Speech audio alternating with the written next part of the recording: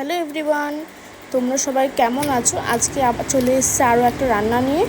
আজকের মেনু হচ্ছে মাটন রেজালা। ঠিক আছে, তো ফার্স্টেই আমরা তো মাটন দেখিয়ে দিলাম তোমাদের, রসুনও ছোলা হচ্ছে। তো ফার্স্টে আমরা কড়াইটা গরম করে নিয়ে সর্ষের তেল আমরা সেখানে দেব, দিয়ে এবং ওর মধ্যে আমরা ফার্স্টে আলুটা ভেজে নেব। ঠিক আছে, আলুটা আমরা একদমই ডিপ ফ্রাই করব না, একটু লাল লাল করে লালচে লালচে গোল্ডেন কালারটা যখন আসবে তখনই আমরা আলুটা তুলে নেব।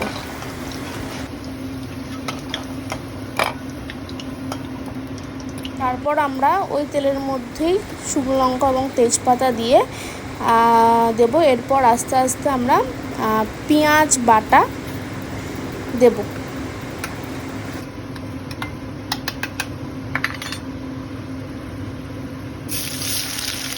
পেঁয়াজ বাটা দিয়ে দিলাম। পেঁয়াজ বাটা দেবার পর আমরা ওর মধ্যে আদা রসুনের পেস্ট এবং জিরে গুঁড়ো এবং ধনে গুঁড়ো আমরা দেব।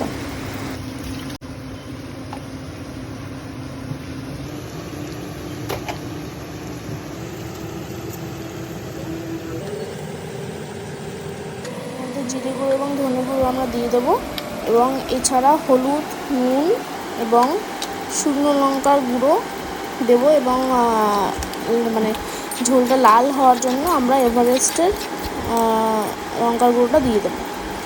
এবার ওর মধ্যেই আমরা মাটনটা দিয়ে দেবো, দিয়ে ওটাকে মানে একসাথে কষাতে থাকবো মশলার সাথে। এবং তারপর আস্তে আস্তে আমরা এই রসুন বাটাটা দিয়ে দেবো। এটার মধ্যে রসুন বাটা এবং আদা বাটা দুটোই আছে।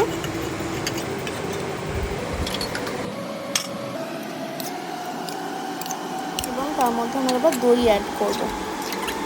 আমরা টক দই দিয়ে দিয়েছিলাম, এবং এই রেজালার মধ্যে টক দইটা খুবই ইম্পর্টেন্ট একটা পার্ট। এবং এরপর আমরা একটু নুন অ্যাড করব। নুন অ্যাড করার পর আমরা পেঁপেটা একটু কাটবো, কারণ এর মধ্যে যেহেতু রেজালা সেজন্য পেঁপেটাও একটা গুরুত্বপূর্ণ ভূমিকা এখানে আছে। তো পেঁপেটা দিলে মাংসটা নরম হবে এবং রেজালার যে টেস্টিনেসটা ওটাও আসবে।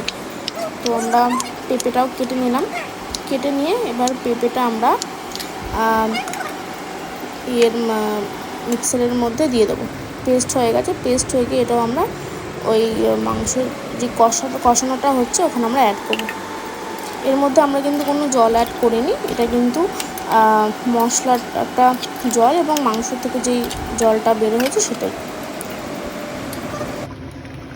এর মাঝখানে আমরা একটু জল অ্যাড করেছিলাম এবং মাংসটা এখন ফুটছে। তো তোমরাও পরের মতো এখানে টক দই ইউজ করতে পারো। আমরা পরে আরেকটু টক দই এখানে অ্যাড করেছি।